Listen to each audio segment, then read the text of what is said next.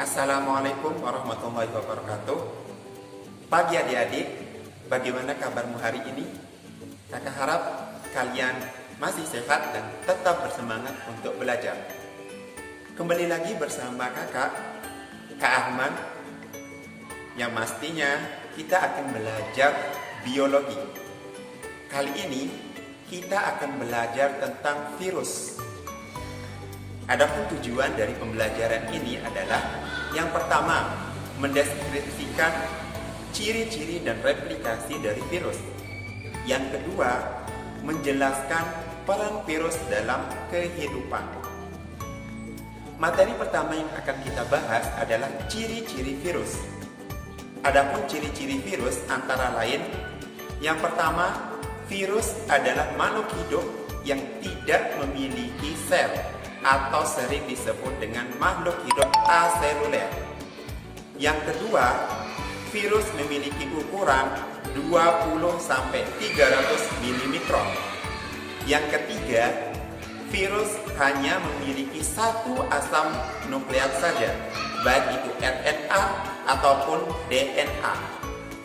Yang keempat, virus memiliki bentuk seperti oval, polihedral, ataupun berbentuknya seperti kompleks.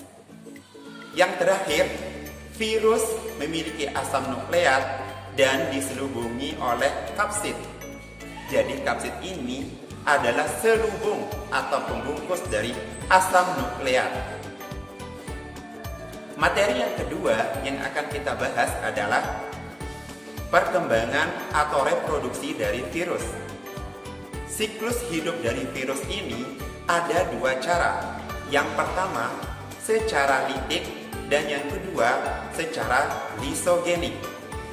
Secara litik ditandai dengan membelahnya sel inangnya atau sel tempat menempelnya si virus ini.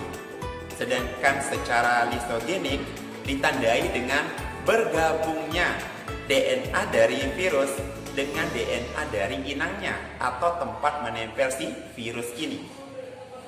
Adapun tahapan dari siklus litik dan lisogenik ini antara lain, yang pertama adalah absorpsi atau menempelnya si virus ke dalam dinding sel bakteri atau inangnya.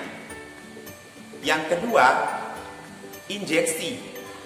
Setelah menempelnya si virus ini ke dalam dinding sel, barulah dia akan memasukkan materi genetiknya ke dalam sel bakteri atau sel inangnya. Tahapan ketiga adalah replikasi. Setelah materi genetik dari si virus ini masuk ke dalam materi genetik sel inangnya, dalam hal ini adalah bakteri, maka segala sistem regulasi sel akan dikuasai oleh si virus ini.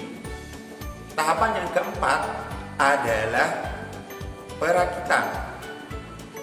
Setelah sistem regulasi sel dikuasai oleh si virus, barulah si virus ini membentuk komponen-komponen untuk membentuk virion-virion atau calon virus yang baru yang siap untuk dikeluarkan.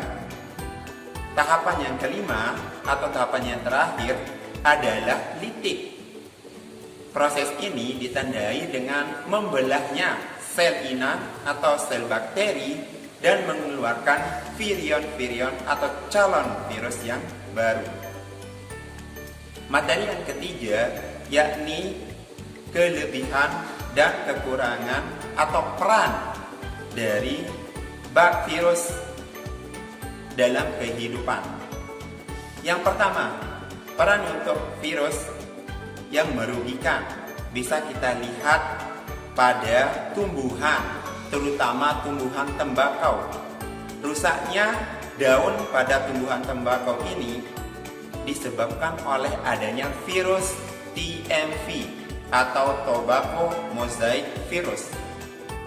Sedangkan keuntungan dari adanya virus ini adalah bisa dijadikan sebagai vaksin. Virus dijadikan sebagai vaksin dengan cara dilemahkan, baik dengan menggunakan bahan kimia atau melalui proses pemanasan. Jadi, adik-adik, jangan berpikir kalau virus itu hanya bisa merugikan, tetapi bisa juga menguntungkan bagi kehidupan. Mungkin hanya ini materi dulu dari kakak ya. Sampai berjumpa di lain waktu. Intinya tetap semangat dalam belajar. Terima kasih. Wassalamualaikum warahmatullahi wabarakatuh.